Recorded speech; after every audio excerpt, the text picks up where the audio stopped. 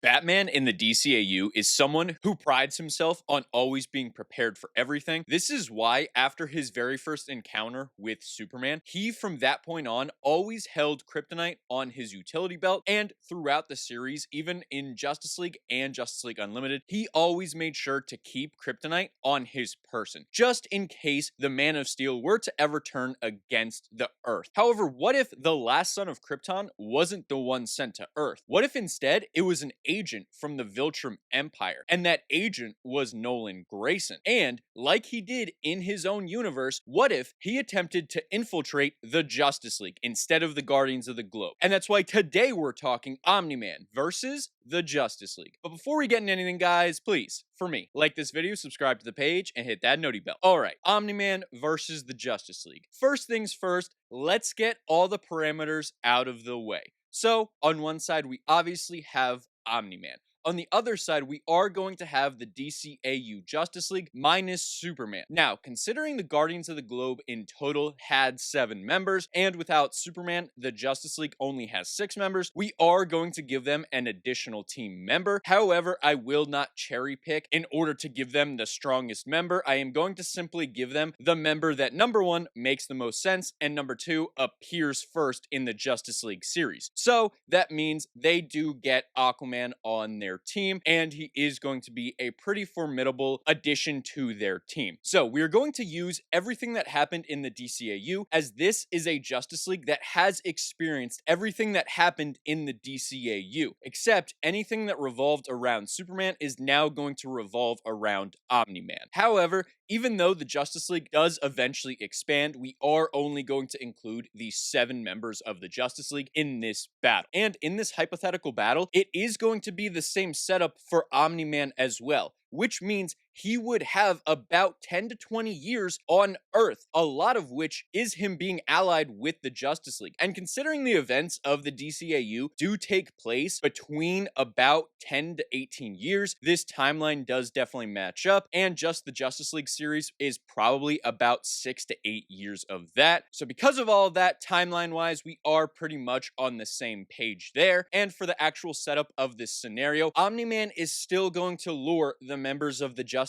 League to headquarters in order to enact his plan. And this is going to happen after he does have a son in Invincible. So to set the stage, Omni-Man is going to lure all the members of the Justice League to their tower. However, it isn't going to be the Watchtower. It's going to be the Metro Tower that was established in Justice League Unlimited for a couple of reasons. First and foremost, Omni-Man never officially joined the Guardians of the Globe. He merely helped them out and worked alongside them. He never officially joined. So with that being said, it would be the same for Justice League. He would not be an official member, which means he would not have the access codes to the Watchtower in space. Therefore, it would be very difficult for him to lure all of them up to that space station. In addition to that, it would not be advantageous for him to lure all of them onto the space station, as they would have a lot more weaponry up there if they were to try to fight him up on their Watchtower, because that was a Watchtower designed by Batman. However, that being said, the Metro Tower is also something that was designed by Batman. So, in this hypothetical scenario, they are all lured to the Metro Tower by Omni-Man. However, there are some things to consider with this. You see, when he lures the Guardians of the Globe there, Red Rush is the one who gets the Immortal out of the way, and for the beginning of the fight, most of the Guardians are very shocked. They are caught off guard, and Red Rush at the beginning plays defense. However, he very stupidly decides to switch to offense. He then gets killed. Omni-Man then proceeds to kill Green Ghost and Darkwing before the Guardians are realistically able to formulate any type of battle plan to attack Omni-Man. So he really did have the element of surprise, and he made it work to his advantage, because even after he attempted to speed blitz, when that did not work, he simply started offing different members of the Guardians, and he did it with relative ease. However, a big reason for that, they did not have that great of leadership in place for the team. They didn't have an awesome strategist like the Justice League has. They didn't have a battle plan in place for if something like this were to happen. However, you are not not dealing with the immortal in this situation, who was the leader of the Guardians of the Globe. You are dealing with Batman, an absolute psycho who the very first time he met Superman found out his weakness and then proceeded to keep it on him for the rest of time. So, if that were to be the case, and if hypothetically they were to be fighting alongside Omni-Man for at least over a decade, Batman would number one start to study his weaknesses. He would start to realize what things can hurt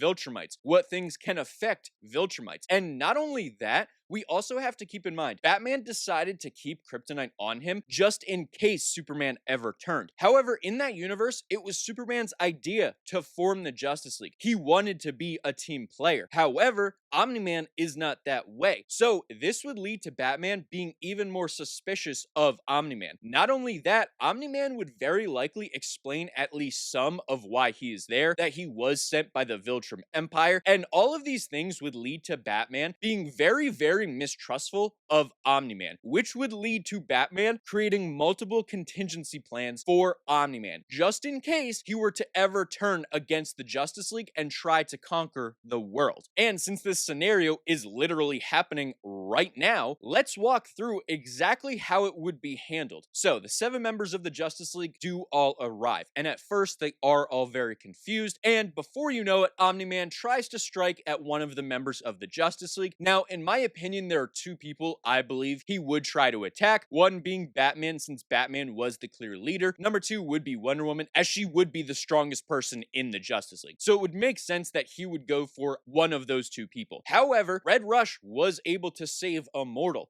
So we have someone who is faster than Red Rush in the Flash. So the Flash would definitely be able to perceive this attack and move whichever person was in danger out of the way. And then we have that moment where the Guardians are all stopped. They're in shock. They almost can't move, and they are just wondering why this is happening. However, this would not happen in this scenario. You see, as soon as Omni-Man would make that attack against either Batman or Diana, Batman would enact his plan. And this plan would first start with a sonic device. As we see in Season 3, Viltrumites have a weakness that is tied to their hearing and also tied to their equilibrium, their inner ear, which allows them to fly and allows them to concentrate. So considering Batman always kept a chunk of kryptonite on him, it would stand to reason that Batman would have a sonic device on his person. However, that is not where it ends. You see, they are in the Metro Tower, something designed by Batman.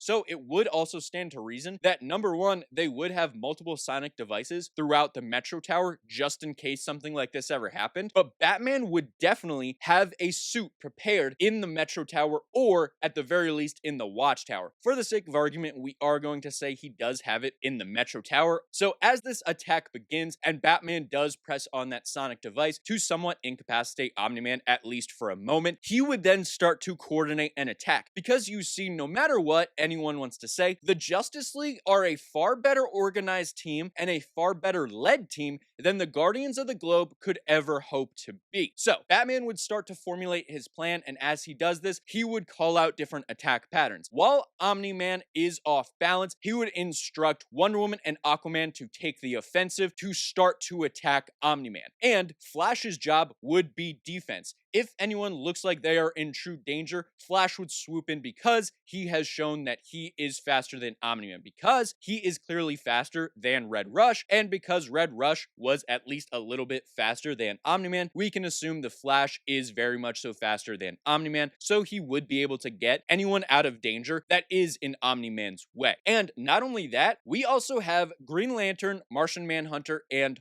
Hawkgirl. Now, Hawkgirl is really interesting because she is not that strong. However, her mace was able to do damage to Solomon Grundy after he came back from the dead a second time. And this version of Grundy is very interesting, because Superman was not even able to injure this version of Grundy. Therefore, the fact that Hawkgirl's mace was able to work, yes, did have to do a little bit with the fact that Nth Metal does cancel out magic. However, Nth Metal is also probably the most sturdy and hard metal in all of DC. So considering that, and the fact that War Woman's mace was able to do significant damage to Omni-Man, and it isn't ever stated that it is any type of special metal, it would stand to reason that Hawkgirl's mace would do a ton of damage to Omni-Man in this fight. So it would be a coordinated attack between Wonder Woman and Aquaman, with Green Lantern laying down cover fire with his ring because he has shown the ability to block pretty strong attacks. However, if Omni-Man were to directly attack him, his ring likely would fail in that moment. However, it would result in Omni-Man just destroying whatever construct was made in front of him, and before he would be able to get to Green Lantern, the Flash would be able to swoop in and save him. However, we have another character here too, and that is Martian Manhunter, someone who has shown the ability to be incredibly strong. However, he also has the abilities of Green Ghost. He can turn totally intangible. So in this fight between Wonder Woman, Aquaman, and Omni-Man, Martian Manhunter would also lend himself into this battle as well, giving three very strong opponents for Omni-Man to go up against. And we saw that Martian Man was able to restrain Omni-Man in their battle. So it stands to reason that Martian Manhunter would definitely be able to do this as well. Not only that, Martian Manhunter is able to shapeshift into some pretty powerful creatures that could definitely wrap up Omni-Man in order for a bunch of different Justice League members to land attacks, one of which being Hawkgirl. With that mace would do an incredible amount of damage. That, paired with the attacks from Wonder Woman and Aquaman, definitely would overwhelm Omni-Man to the point where they would almost incapacitate him, and even if he were to start absolutely going insane, he might be able to take out one or two League members, that being Hawkgirl and possibly Green Lantern, as those are probably the two weakest on the team aside from Batman. However, Batman by this point is mainly just focused on his different sonic devices and potentially grabbing his suit. However, if he is not able to grab his suit, virtually all he is doing is calling out battle patterns, calling out the battle plan, and ensuring that his different sonic devices are working against Omni-Man. Now, one thing we're not going to do in this battle is give them the binary fusion cannon from the Watchtower, because we see that Omni-Man is able to be affected by that beam from space that Cecil does fire, and although it only causes a nosebleed, we also have to take into account the impact that was made into the ground. It was a crater, yes, however, it was not miles deep, whereas the Justice League fusion cannon was fired in the series, and when it was fired, it was able to dig a trench through the ground that was multiple miles deep. So, with all that being said, if they were to use the binary fusion cannon against Omni-Man, they would very likely kill him, because not only is it more powerful than what Cecil used, it also can run even longer, which means a longer blast against Omni-Man. So even if it doesn't kill him, it would injure him significantly more than he was injured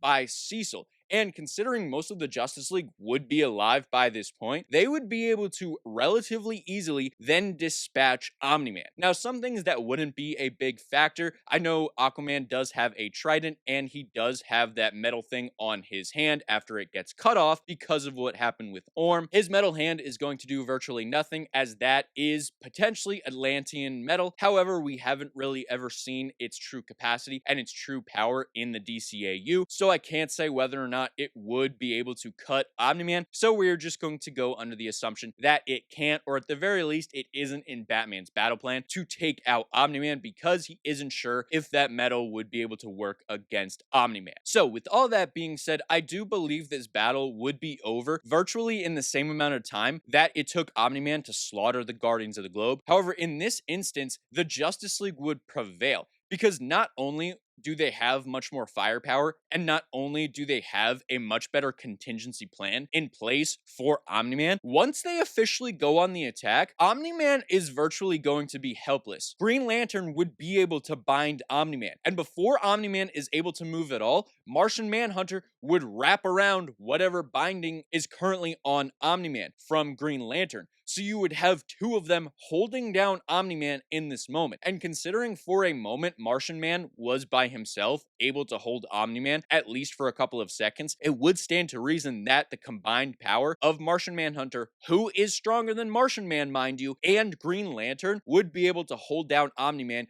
for significantly longer. And not only that, he would be sustaining much more damage, because Wonder Woman is stronger than War Woman. I would also argue Wonder Woman is stronger than Immortal. And Aquaman is probably on the level of, at the very least, War Woman. So the two of them constantly attacking Omni-Man, hitting him in the face over and over again, with Hawkgirl mixing it in with her mace, would absolutely be able to incapacitate Omni-Man and potentially even kill him. However, I don't know if Batman would go that far. I do believe they probably would just end up knocking him out. However, if hypothetically even Omni-Man were to break out, and let's say he does kill Green Lantern, he would still not be able to kill certain members of the Justice League. Wonder Woman in this universe was able to go toe-to-toe with Mongol, someone who was only able to be overpowered and defeated by Superman. And also, Wonder Woman went toe-to-toe with Superman. And yes, I know, halfway through the fight, Superman stopped trying because he realized it was Wonder Woman. However, for half of the fight, Superman thought he was battling a demon. So it would stand to reason that Superman was at least at 80% strength as far as giving it his all in that battle. And in my opinion, an 80% Superman is probably on the level of a 100% Omni-Man, if not a little bit stronger, because Superman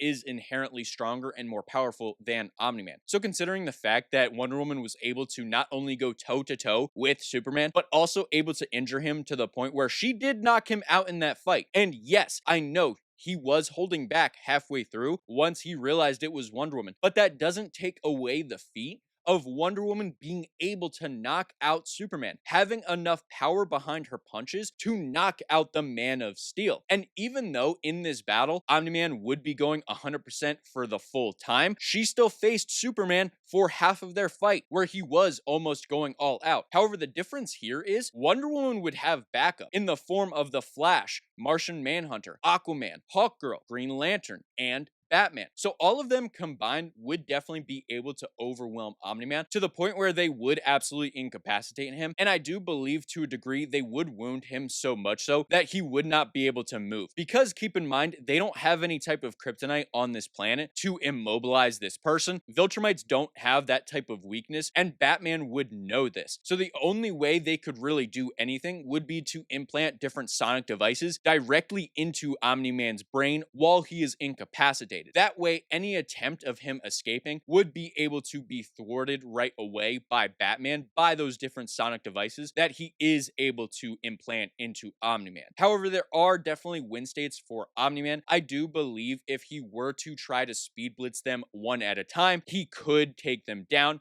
Luring all of them in at once would not be very smart for him. If he did that, I don't think there's virtually any way that he does come out on top, as in my opinion, the Justice League are too coordinated of a team, and with Batman's strategy, they would just be able to overwhelm Omni-Man to the point where he realistically has no other options other than to flee or to be defeated in that moment. And even if he does attempt to flee, I don't know that he could get away because his flight would be messed up in this moment due to all the sonic devices that Batman had planted in preparation for this battle. And I think that's the biggest difference in this. The Guardians of the Globe never really planned for Omni-Man to turn on them, whereas Batman plans for every single person to eventually turn on him. It is why he is always prepared for everything, and it is why the joke is always Batman with prep time beats anybody, because he realistically does. If you give Batman enough time to prep, he is going to do so in a very proficient way. And considering he would have well over a decade to prep for Omni-Man, if you don't believe Batman, with the help of the Justice League, would be able to take down Omni-Man, I don't think you've ever watched any project with Batman, at least not a comic accurate Batman. So unless Omni-Man decides to put his ego aside and take down the Justice League one by one, which I really don't see him doing, as he would consider himself above the rest of the league, and he would view all of them as lesser beings, so he wouldn't take the time to individually take all of them down. That is why he lured all of the Guardians of the Globe back to their headquarters to take them all down at once, which is why he would definitely do that with the Justice League. And when he does that, he is defeated. But I'm interested to hear from all of you. Do you agree with my assessment? Or do you think this battle goes a totally different way? And if you have any other battle suggestions, please drop them down in the comments. And while you guys are down there, please, for me, like this video, subscribe to the page, and hit that noti bell. And I'll see all of you in the next video. Goodbye.